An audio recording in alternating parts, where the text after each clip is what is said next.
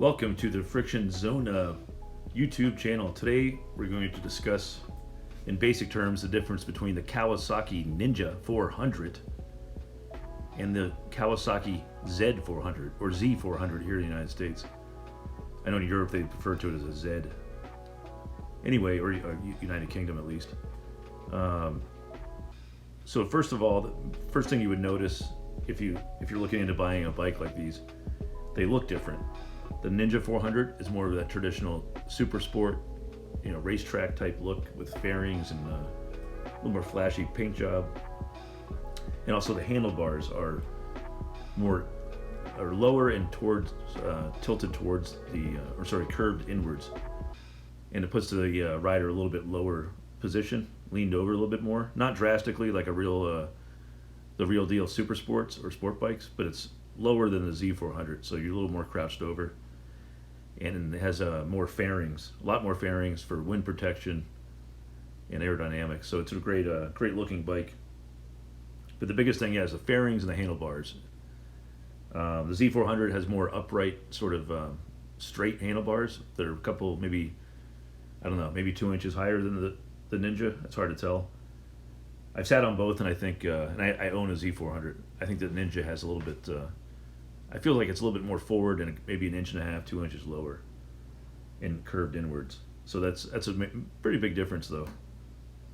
Now the seating position is different because you're more upright on the Z400, but your feet are in the same spot as the Ninja 400, as far as I can tell. The pegs are in the same spot, so your knees are kind of bent. So if you have like bad knees, maybe that could be an issue. But I find it very comfortable, and I'm 6'1". I don't have any problem with my legs, but they are bent back, so if you're not comfortable with that. But I find it not a big deal. If anything, the seats are hard, so the seat is more of a problem than the seating position. But I have no issues on the Z400 for my wrist or my back. And another big difference, or let's say difference, is the price. Now the Z400 is usually several $100s, maybe $300 to $400 cheaper, and it comes standard with anti-lock brake system, ABS. And the Ninja 400 is several $100s more. It does not come standard with ABS, but it's available on most of their bikes. So if you're looking to save a little bit of money, maybe the Z400 makes sense. But it's not a drastic difference, and you're getting the same exact engine, brakes, suspension, everything's the same. Except I've read somewhere where the suspension is a little bit softer on the Z400, or they're set a little bit softer. I guess to accommodate more commuting, city riding, and the Ninja 400 a little bit stiffer for track use, a little more performance. But the difference is supposedly very negligible. And I found the bike very comfortable, except on really rough roads. As long as it's relatively smooth pavement, it's a pretty comfortable ride. And again, they're both the same exact engine, 399 cc's. There's very few differences. I'm going to go over those in another video with more detail if you're really interested. It usually comes down to size measurements, because there's different styling, different heights and stuff like that. But the equipment, especially everything besides the fairing and the handlebars and the instrument cluster, is exactly the same. They have interchangeable parts, all that kind of stuff. So it's just more of a stylistic difference. And I think the Ninja 400 has a little better look. Most people probably think it's a little bit better looking. A little sleeker, and has a nice instrument cluster or meter. This has an analog tach and a separate speedometer. And both these bikes have excellent lights, both headlights and tail lights.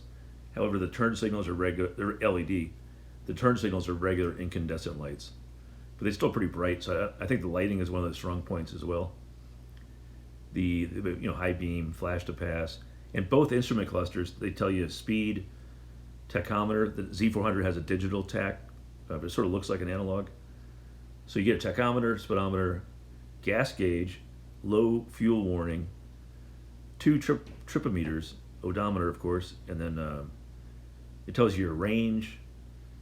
It tells you what gear you're in, a gear indicator, and it tells you 2 different places when you're in neutral, has a green light and then a big N So it's very user friendly. It tells you all the necessary information. It's not real high tech, but a lot of bikes don't tell you, don't give you a tachometer. Or they don't give you a gas gauge, stuff like that. These bikes give you pretty much everything you want to know on a basic bike like this. So I think all in all, for $5,000 approximately, you're really getting a lot of bike and plenty of power. Obviously, it's slow compared to a real super sport, 600cc bikes. I think 0 to 60 on a Ninja and a Z is exactly the same, but it's in the low 4 seconds. So it's very fast for most people starting off. I don't feel a need to, and it's much faster than even a lot bigger bikes. Some of those like dual sports, the KLR 650, Z400 would blow its doors off on the street. So you get plenty of speed, and it's a little bit more powerful than like an R3, and about the same as a RC 390 or Duke 390. So all three of those bikes are excellent. They have their strengths and weaknesses, but this is a great one. I highly recommend either one of them. Hope you enjoyed the video. I'll go into more detail next time. Like and subscribe my video so you can see more of these. Thank you.